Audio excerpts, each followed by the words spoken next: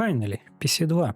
Не так давно Valve анонсировал Steam машину вместо Half-Life 3, и я уже успел посмотреть несколько хвалебных превью, но совершенно не понимаю, почему Steam машин это не провал.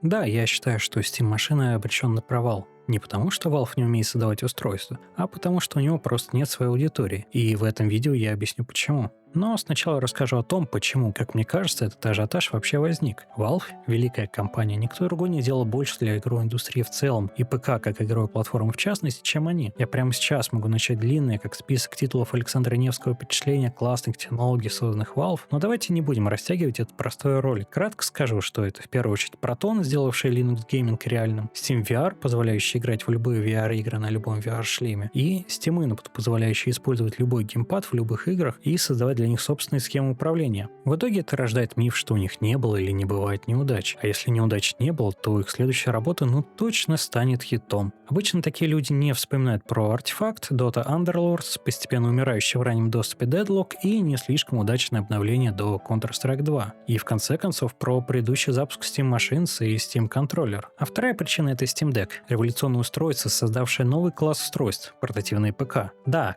конечно, такие ПК существовали и раньше, но их делали неизвестные китайцы, и они были неизвестны. Valve сделала подобные устройства по-настоящему популярными и массовыми. Крупные производители уже подхватили заданный тренд и стали выпускать свои портативные компьютеры. Даже Microsoft поспешила заявить, что это тоже Xbox. Steam Deck стал хитом, потому что предоставил новый способ играть в игры. А благодаря тому, что его сделали Valve, люди узнали об этом.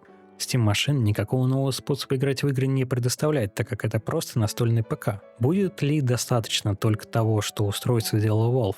У нас есть отличный пример в лице прошлых Steam машин, которые оказались полным провалом. Провал старых Steam машин с тем на самом деле несколько более сложный, но я бы упростил до ряда причин. Ограниченная библиотека игр, низкая производительность, высокие цены, разброс конфигураций и общая непонятность самого устройства и его комплектного геймпада. Сохранились ли эти причины к новой итерации? Проблема ограниченной библиотеки игр сейчас полностью устранена. Proton позволяет запускать любые игры за редким исключением в лице некоторых издателей, чьи античиты намеренно или не очень не работают через этот слой совместимости. Разброс конфигурации больше не будет пугать и путать покупателей, поскольку его просто нет. Valve научилась самостоятельно выпускать устройства и больше не набирает кучу сторонних партнеров. А конфигурацию будущего устройства будет всего две, с позовом на 512 для тех, кто согласен сэкономить и заменить SSD самостоятельно, и на 2 терабайта для тех, кто готов переплатить за то, чтобы никуда не лезть. Вопрос цены пока не раскрыт. Я бы ждал цену на уровне Steam Deck лет, но тут в коробку железом прыгает пушистый зверь. Кризис памяти, возникший из-за желания создателей ChatGPT скупить все доступные чипы за любые деньги для своей гонки с конкурентами, и 3 основных производителей чипов памяти, которые только за. Кстати, это уже признали картельным сговором и произвели посадки. А не-не-не, это новости 2005 года. Или 2010, или 2018, или 2020. В общем, кризис памяти случаются и прекращаются регулярно, но нынешний, к сожалению, упадает на выход нового устройства Valve. А это значит, что цену придется повышать, и это явно не поможет продажам.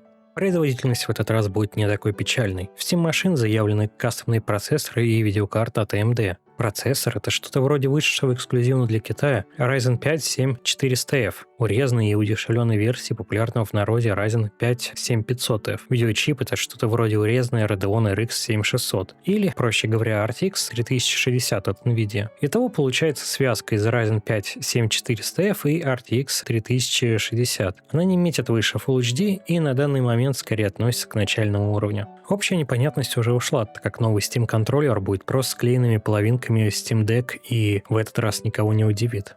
В итоге получается картина с бюджетным компьютером за, возможно, не очень бюджетную цену, которая подойдет, а кому, собственно, можно продать Steam машин? Давайте посмотрим. Самая очевидная аудитория — это консольщики. Valve рекламирует новое устройство, наличие геймпада и интерфейсом системы, заточенным под него. Но зачем владельцам PlayStation и Switch переходить на него? У них и так собрана библиотека игр. К тому же эти игры оптимизированы под работу в 4К разрешении, которое слабому чипу машин будет даваться тяжело. По этой же причине графика в играх не станет заметно лучше. Лучше не станет и опыт использования. Компьютер на Linux — это все еще далеко от консольного. Просто нажал на кнопку, приставка сразу включилась, и ты играешь. Есть еще аргумент цен на игры, которые не актуальны в Европе и Америке, регионах, где Steam машин будет продаваться официально. Но даже в наших краях, к сожалению, разница между ценами на игры на ПК и консолях уже не в разы, не в 2 раза, а намного меньше. Приведу примеры. Не так давно я играл на трансляции, а сейчас уже прошел Kunitsugami Path of the Goddess. Это красивая, увлекательная игра с крайне грамотно выстроенным игровым процессом. Версия для компьютеров стоит примерно 2600 рублей в казахском или украинском регионе. В российском она недоступна. На PlayStation в индийском регионе, который я считаю лучшим выбором для СНГ, игра стоит 2900 рублей. На Switch в UR лучший выбор при наличии иностранной карты. Игра стоит 2800 в цифре, и примерно за столько же ее можно найти в физическом издании. А сейчас я пребываю в полном восторге от невероятно стильной и не выпускающей из потока Persona 3 Reload. Версия для компьютера стоит 3400 в украинском регионе или целых 5200 для казахских шейхов. На PlayStation цифровая версия стоит 300, а физическую можно найти за 3600. На Switch цифровая версия уже пугает ценником в 5600, но физическую можно найти за 3900. А я ранее покупал даже за 3600. И еще популярная сейчас Ark Riders, которую у нас продают за 3200, а в Play Store она стоит вообще внезапно всего лишь 1900 рублей.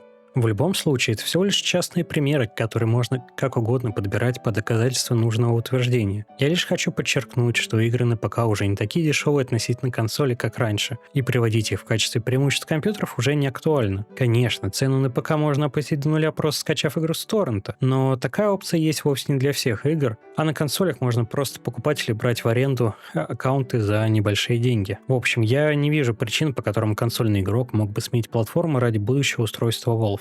И тут мы переносим взгляд на ПК-бояр. Могут ли они стать потенциальными покупателями Steam-машин?